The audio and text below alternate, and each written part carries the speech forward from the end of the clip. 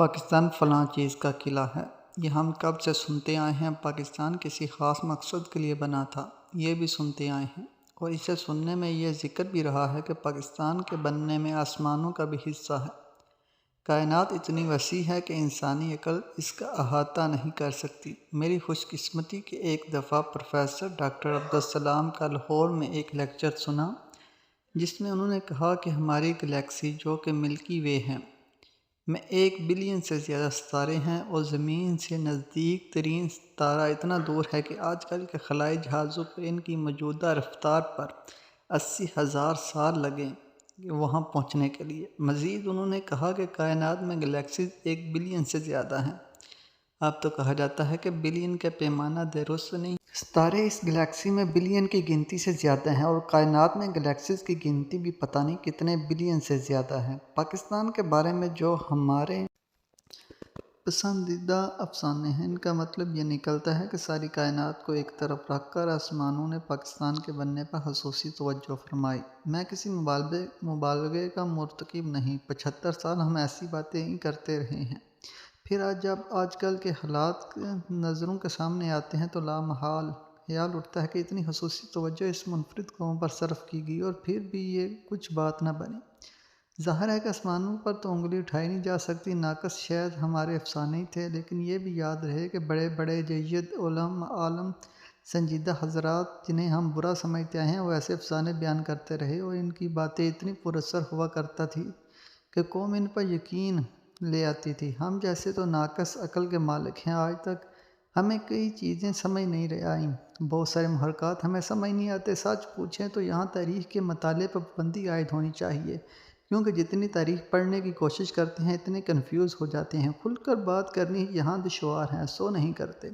افسانوں پر اتنا اعتراض نہیں، قومیں ایسے افسانے گڑھتی آئی ہیں۔ یہ اور بات ہے کہ اس مشق کو ہم نے کچھ زیادہ ہی طوالت دے دی، اور پھر یوں ہوا کہ افسانوں پر ہم گزارا کرتے رہے۔ نئے ملک کو تعمیر و ترقی کی ضرورت تھی، زبانیں مختلف تھیں، ثقافتیں مختلف تھیں، طور طریقے مختلف تھے۔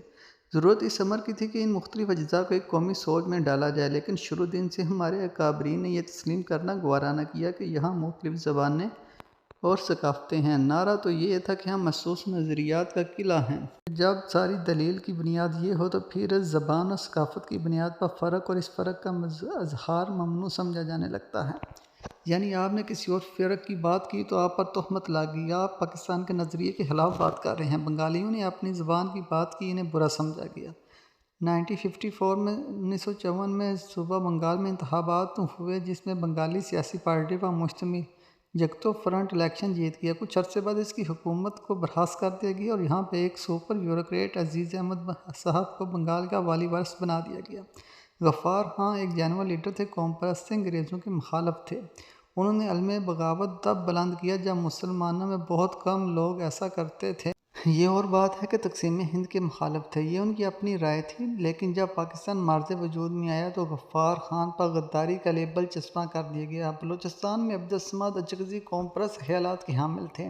ہمارے مقتدرہ کے لوگ ہمیشہ ان کو شک کی نگاہ سے دیکھتے رہے۔ ان کہنے کا مطلب یہ ہے کہ شروع دن سے ہماری ریاست ایک عدم تحفظ کا شکار رہی ہے، ہر طرف دشمن نظر آئے، غدار نظر آئے۔ ٹھیک کون تھے؟ وہی بیوروکریٹ غلام احمد اور سکندر مرزا کی طرح، یا اداروں کے سربراہ جنرل ایوب خان کی طرح، جنہوں نے اقتدار کو اپنے گرفتوں میں لیا اور ایک عجیب سی تنگ نظری پاکستان کی اجتماعی سوچ پر ڈال دی۔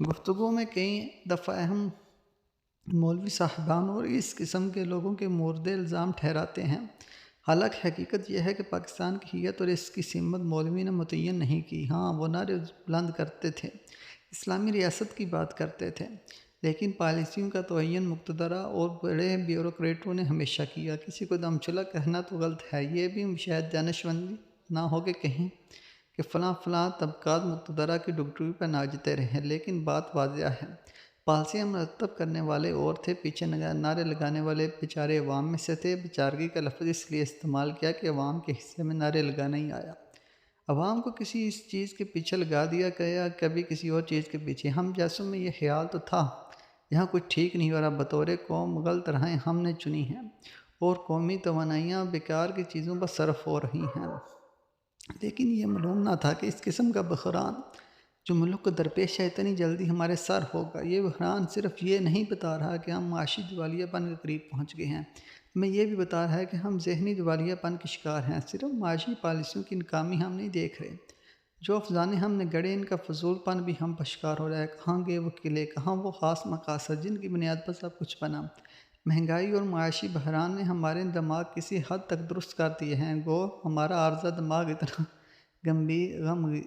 غمگیر ہے کہ جلد ٹھیک ہونے والا نہیں۔ ہم بھی موزوں کے انتظار میں ہیں، کہیں سے کوئی چیز ٹپکے گی جس سے ہماری مشکلات آسان ہو جائیں گی۔ قومیں ویسے ہی بنتی ہیں، ہمار ہوتے ہیں جو قوموں کو بناتے ہیں۔ یہاں کون تھے؟ قائد اعظم کی ذات کو تو ایک طرف رکھیے، ان کو بات کو ویسے نہ مانیں گی جو اپنی 11 اگست 1947 کی تقریر میں انہوں نے کہا۔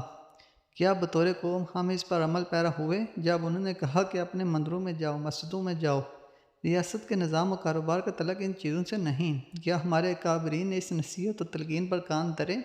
بانیان پاکستان کے علاوہ جو یہاں اقتدار میں آئے وہ سارے کے سارے انگریزوں کے پرورتہ اور پسندیدہ لوگ تھے۔ بیوروکریٹوں، بڑے عہدیداروں نے ان کی سیاست سے کیا تعلق؟ انہوں نے کس چیز میں حصہ ڈالا تھا؟ پنجاب میں تو ویسے جگیرداروں کا نظام تھا۔ ان میں سے کتنے تھے جو پہلے یونینسٹ پارٹی میں تھے؟ جب انہوں نے دیکھا کہ مسلم لیگ کا ستارہ چمک رہا ہے وہ قائد اعظم کے پیچھے ہو گئے۔ آزاد ہندوستان نے ایک جھٹکے میں جگیرداری یا فیوڈل نظام ختم کیا۔ یہاں پر وہ چلتا رہا، یہ ہماری بنیادیں تھیں۔ ایسی لوگوں پر کون سی عمارت کھڑی ہو سکتی تھی؟ آج ہم حالات کو روتے ہیں، لیکن یہ حالات حال میں پیدا نہیں ہوئے، ان کے اسباب تھے، اور یہ اسباب ہماری تحریک کا حصہ ہیں، انہیں سمجھنے کی کوشش کرنی چاہیے۔ بس اتنا ہی کہنا کافی ہے کہ افسانوں سے کام چلتا تو ہم آسمانوں پر ہوتے۔